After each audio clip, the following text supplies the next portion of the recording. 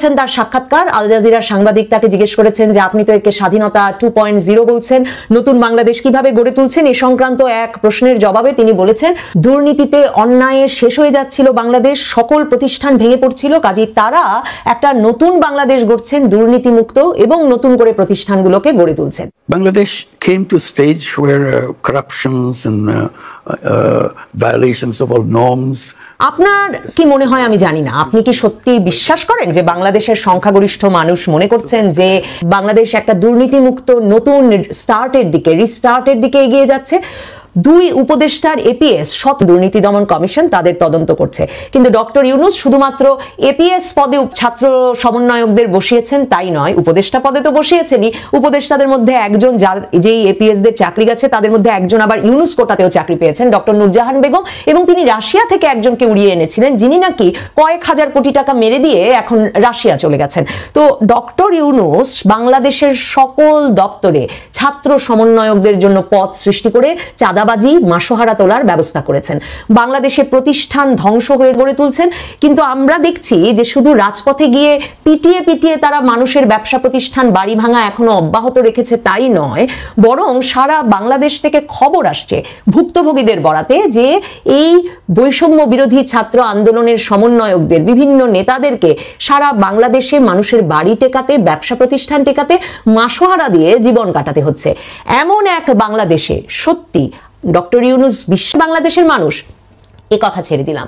Doctor Yunus এই সাক্ষাৎকারে বলেছেন তিনি জাতিসংঘের সঙ্গে কথা বলছেন, তার সরকার ব্যাপক তৎপরতা চালাচ্ছে যাতে বাংলাদেশে থাকা লাখ লাখ শরণার্থীকে তাদের দেশে ফেরত পাঠানো যায় এবং সেখানে গিয়ে তারা তাদের জমি জমা বসত বাড়ি ফেরত পান। Rohingya issue with international organizations, United Nations, and also to make sure that ভীষণ মিথ্যা কথা। ডক্টর ইউনূস সরকার আলাপ শুনে আরাকান আর্মির সঙ্গে, আরাকান আর্মি এখন রাখাইন রাজ্যের নিয়ন্ত্রণে, জাতিসংঘ মহাসচিব বলেছেন এখন রোহিঙ্গাদের ফেরত পাঠানো সম্ভব না। ডক্টর ইউনূসের রোহিঙ্গা শরণার্থী বিষয়ক উচ্চ প্রতিনিধি খলিলুর রহমান বলেছেন এখন রোহিঙ্গা শরণার্থীদের ফেরত পাঠানো সম্ভব না। রোহিঙ্গা শরণার্থী ফেরত পাঠানোর বাংলাদেশ সরকারের আলোচনা চলছিল মিয়ানমার জান্তা সরকারের সঙ্গে, আর এখন ডক্টর ইউনূস সরকার একদিকে জাতিসংঘের পরামর্শে মানবিক করিডোর চালু করছে, আরেকদিকে মার্কিন যুক্তরাষ্ট্রের পরামর্শে আরাকান আর্মির সঙ্গে যুদ্ধে রসদ যোগাতে যাতে তারা মিয়ানমারের জান্তা সরকারকে শায়েস্তা করতে পারে সেই যুদ্ধের জন্য করছে। এই অবস্থায় রোহিঙ্গা শরণার্থীদের রাখাইন রাজ্যে ফেরত পাঠানোর আলোচনাটা ডক্টর ইউনূস ঠিক কোথায়, কোন পক্ষের সাথে, কার সাথে চালাচ্ছেন, আর কবে ফেরত পাঠাতে পারবেন ভাবছেন? এই যে অবলীলাক্রমে মিথ্যা কথা বলছেন ডক্টর ইউনূস, তিনি এক কথা বলছেন, তার কর্মকর্তারা আরেক কথা বলছেন, দেশি সংবাদ মাধ্যমে আমরা এক খবর জানতে পারছি, কিংবা বিদেশি সংবাদ মাধ্যমে যারা অনুসন্ধানী সংবাদ পরিবেশন করেন তাদের কাছ থেকে একরকম খবর জানতে পারছি, আর তিনি আধো আধো বলে বিদেশি সংবাদ মাধ্যমকে গিয়ে এ ধরনের মন ভুলানো কথা বলে আসছেন। আল জাজিরার সাংবাদিক ডক্টর ইউনূসকে জিজ্ঞেস করেছিলেন এর সঙ্গে তার কি কথা হয়েছে।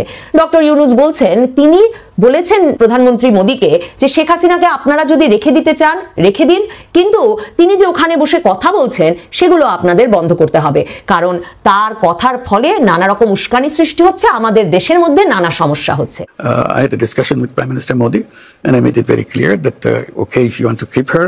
তো আমরা এর আগে শুনেছি ডক্টর ইউনূসের প্রেস সচিবের বরাতে যে ডক্টর ইউনূস নাকি সরাসরি প্রধানমন্ত্রী মোদীকে বলেছেন যে শেখ হাসিনার প্রত্যর্পণের বিষয়ে যাতে ভারত সক্রিয় হয় এবং শেখ হাসিনাকে ফেরত পাঠাতে যাতে ভারত উদ্যোগী হয়। কাছে শুনেছি যে শেখ হাসিনাকে ফেরত পাঠানোর বিষয়ে নাকি প্রধানমন্ত্রী মোদী নেতিবাচক ছিলেন না। ডক্টর ইউনূস আল জাজিরার সঙ্গে সাক্ষাৎকারে কি বলছেন? যখন তাকে জিজ্ঞেস করা হচ্ছে যে প্রধানমন্ত্রী মোদী কি বললেন, তিনি কথা বন্ধ করবেন শেখ হাসিনার, ডক্টর ইউনূস বলছেন প্রধানমন্ত্রী মোদী তাকে বলেছেন ভারতের সামাজিক যোগাযোগ মাধ্যম যে কেউ ব্যবহার করতে পারে, সামাজিক যোগাযোগ মাধ্যম স্বাধীন, কাজেই সামাজিক যোগাযোগ মাধ্যম ব্যবহারের উপরে আমরা কোনো শর্ত আরোপ করতে পারবো না। ডক্টর ইউনূসকে তখন আল জাজিরার সাংবাদিক জিজ্ঞেস করলেন ভারত তো নানাভাবে মত প্রকাশের স্বাধীনতা স্টিফল করে, রুদ্ধ করে, সেই মোদী সরকার আপনাকে বলে দিল যে তারা কিচ্ছু করতে পারবে না শেখ হাসিনার কথা বন্ধের বিষয়ে?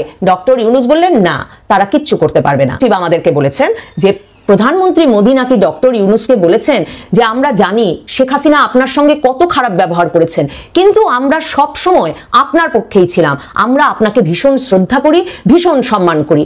ডক্টর ইউনূস তো এমন কোনো কথা বললেন না। ডক্টর ইউনূস এমনকি এটাও বলতে পারলেন না বিদেশি সংবাদ মাধ্যমের সামনে যে তিনি শেখ হাসিনাকে ফেরত চাওয়ার দাবি করতে পেরেছেন প্রধানমন্ত্রী মোদীর সামনে। তাহলে প্রেস সচিব ডক্টর ইউনূসের প্রেস অফিস মিথ্যা কথা বলছে, ঠিক যেমনটা ভারতের পররাষ্ট্র দফতরের বিভিন্ন সূত্রে এবং ভারতীয় সংবাদ মাধ্যমে ওই বৈঠকের পর থেকে বলা হচ্ছিল যে বাংলাদেশের প্রেস সচিব মিথ্যা কথা বলেন। একটা দ্বিপাক্ষিক বৈঠকের পর, দ্বিপাক্ষিক শীর্ষ বৈঠকের পর ডক্টর ইউনূসের প্রেস উইং বানিয়ে বানিয়ে মিথ্যা কথা বললে বাংলাদেশের সূত্রে বিশ্বাস করে সংবাদ পরিবেশন করি, তারা কি করে নির্ভরযোগ্য সংবাদ পরিবেশন করব? কেন একটি প্রেস উইং মিথ্যা কথা বলবে একটি শীর্ষ বৈঠক সম্পর্কে? আমার জন্য এই মিথ্যার বেসাতির আরো ইন্টারেস্টিং, আরো কৌতূহলোদ্দীপক অংশ ছিল যখন ডক্টর ইউনূসকে প্রেসিডেন্ট ট্রাম্প প্রসঙ্গে প্রশ্ন করেন আল জাজিরার সাংবাদিক। আল জাজিরার সাংবাদিক সরাসরি তাকে জিজ্ঞেস করেন যে প্রেসিডেন্ট ট্রাম্প তো আপনার উপর অসন্তুষ্ট, তাকে হারিয়ে দিতে টাকা ঢেলেছিলেন, কাজেই আপনার সঙ্গে প্রেসিডেন্ট ট্রাম্পের সম্পর্কটি কেমন থাকবে? খুবই লক্ষণীয় যেটি ডক্টর ইউনূস সেই অভিযোগ অস্বীকার করেন না। অর্থাৎ হিলারি ক্লিন্টনের নির্বাচনী তহবিলে যে তিনি টাকা দিয়েছিলেন সেই অভিযোগ তিনি একেবারেই অস্বীকার করেন না, সে প্রসঙ্গে তিনি কোনো উত্তরই দেন না। প্রেসিডেন্ট ট্রাম্পের সঙ্গে আমাদের সম্পর্ক খুব উষ্ণ এবং ভালো আছে।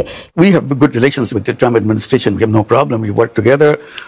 We look forward to build a relationship, strong relationship with the Trump administration. কিন্তু বয়ানে যখন আমি জানুয়ারি মাসে ট্রাম্প আসলে ইউনূসের কি ভবিষ্যৎ এমন একটি বয়ান তৈরি করেছিলাম এবং যেখানে আমি অ্যাসোসিয়েটেড প্রেসের 2016 সালে হিলারি ক্লিন্টনের নির্বাচনের ঠিক আগে আগে করা একটি সারা বিশ্বে আলোড়ন তোলা অনুসন্ধানী প্রতিবেদন, সেটির উপর ভিত্তি করে এবং আরো কয়েকটি আন্তর্জাতিক সংবাদ মাধ্যমে আসা খবরের উপর ভিত্তি করে বলেছিলাম ডক্টর ইউনূসের তরফ থেকে ক্লিন্টন ফাউন্ডেশনের সঙ্গে একটা অর্থের লেনদেনের গ্রামীণের মার্কিন যুক্তরাষ্ট্রে থাকা দফতরগুলো থেকে, গ্রামীণ ট্রাস্ট সহ গ্রামীণের যে উইংগুলো মার্কিন যুক্তরাষ্ট্রে আছে সেগুলো থেকে বড় ধরনের তহবিল বরাবর ক্লিন্টন ফাউন্ডেশনে দিয়ে আসছেন। এবং এপি লিখছে যে মার্কিন পররাষ্ট্র মন্ত্রী হিসেবে দায়িত্ব পালন করার সময় হিলারি ক্লিন্টন তার ক্লিন্টন ফাউন্ডেশনে বড় ধরনের ডোনেশনের কারণে ডক্টর ইউনূসের জন্য বাংলাদেশের সরকারকে বিভিন্ন রকম চাপ প্রয়োগ করেছেন যাতে ডক্টর ইউনূস তার গ্রামীণ ব্যাংকের পথটি ধরে রাখতে পারেন।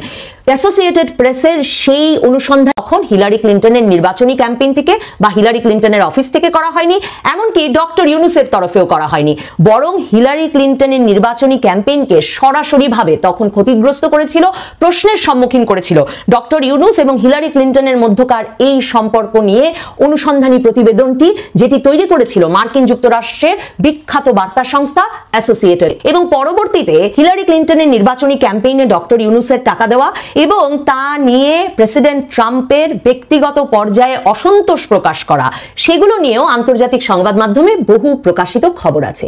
সেই কথাগুলো যখন আমি নবনীতা চৌধুরীর বয়ানে বলি, তখন ডক্টর ইউনূসের প্রেস সচিব শফিকুল আলম আমাকে হুমকি দিয়ে, আমার মতো সামান্য মানুষকে হুমকি দিয়ে তার ফেসবুকে স্ট্যাটাস দেন এবং তিনি লেখেন যে আমি অবলীলায় মিথ্যা প্রচার করছি, কখনো তথ্য দেননি। এখন আমার দাবি প্রেস সচিব শফিকুল আলম তিনি যেন আল জাজিরার সাংবাদিকের উদ্দেশ্যে এমন একটি ফেসবুক স্ট্যাটাস দেন যে আল জাজিরার সাংবাদিক অবলীলায় মিথ্যা কথা বলছে।